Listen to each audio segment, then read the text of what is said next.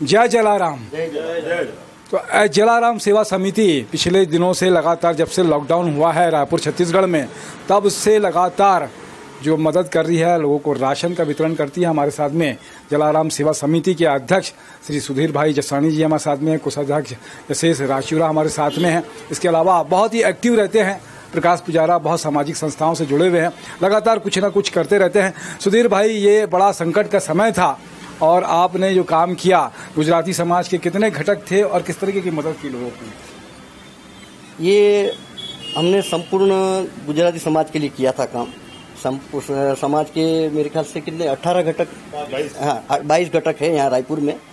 तो पहले हमने ये सोचा कि कैसे किया जाए। पहले ये सोचा था कि हम पूरे अपने खाली समाज, अपने समाज वालों को देवे, लेकिन फिर सोचा पूरे संपूर्ण गुजराती समाज को ये व्यवस्था दी जाए ऐसा करके। और पिछले करीबन 51 साल से जलाराम सेवा समिति चल रही है और हमने जो कार्य मतलब सेवा कार्य चालू किया है उसकी विस्तृत जानकारी यशेष भाई रायचूर आपको देंगे। जी, क्या कहेंगे प्रकाश भाई, आप क्या कहना चाहेंगे? ये बड़ा संकट का समय था, इस तरीके का सेवा कार्य निश्चित रूप से सराहनीय है, साधुवाद है।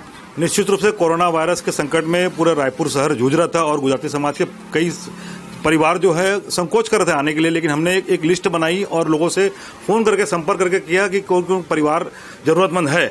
हमने एक किट तैयार करी, उसमें पूरे 15 दिन का राशन हमने निःशुल्क उनको दिया, घर घर जाकर दिया। जो परिवार, जो बुजुर्ग परिवार, बुजुर्ग दंपत्ति आ नहीं पा रहे थे हमारे पास, हम लोग घर घर जाकर उसको सेवा दी। और निश्चित रूप से कोरोना वायरस के चक्कर में ये पूरा विश्व जूझ रहा है और हमने भी इस जलाराम सेवा समिति के माध्यम से काफी परिवार को सहयोग दिया है। बहुत अच्छी बात है। यशेष, आप कोषाध्यक्ष भी हैं, क्या कहना चाहोगे अभी? जैसे कि हमारी समिति का नाम ही है जलाराम सेवा समिति। जलाराम बापा हमारे गुजराती लोहाना समाज के इष्ट देव है, आराध्य देव है।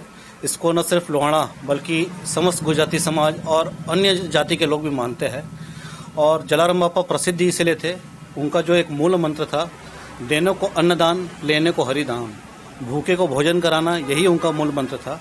इसी मूल मंत्र से प्रेरित होकर जब ये कोरोना का विकट समय आया, तब हमें भी लगा कि हमें समाज के लिए कुछ करना चाहिए।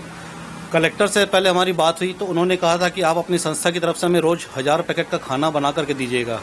तो शुरू में 1-2 दिन हमने उनको मदद की, लेकिन उसके बाद हमें लगा कि नहीं, इसके लिए तो सारी दुनिया कर रही है।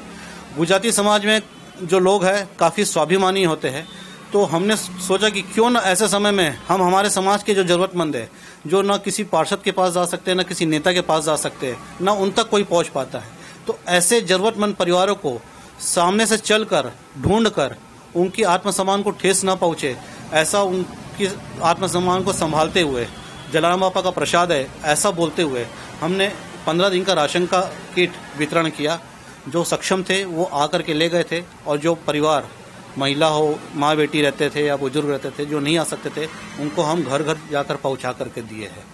बस अच्छी बात है कि अगर देखा जाए तो इंसानियत है जब तक, तब तक ये पृथ्वी है, लोग हैं, जब तक मददगार बने रहेंगे तो ऐसे कई संकट अगर आएंगे हमारे सामने में, तब भी लोग आते हैं, मदद करते हैं। आप सबको, जलाराम सेवा समिति के सभी पदाधिकारियों को, कार्यकर्ताओं को जिन्होंने इसमें काम किया, सभी को साधुवाद, धन्यवाद कि आप जैसे लोगों की वजह से हिम्मत मिलती है, लोगों को हौसला मिलता है जीने का। जय जोहार, जय जलाराम।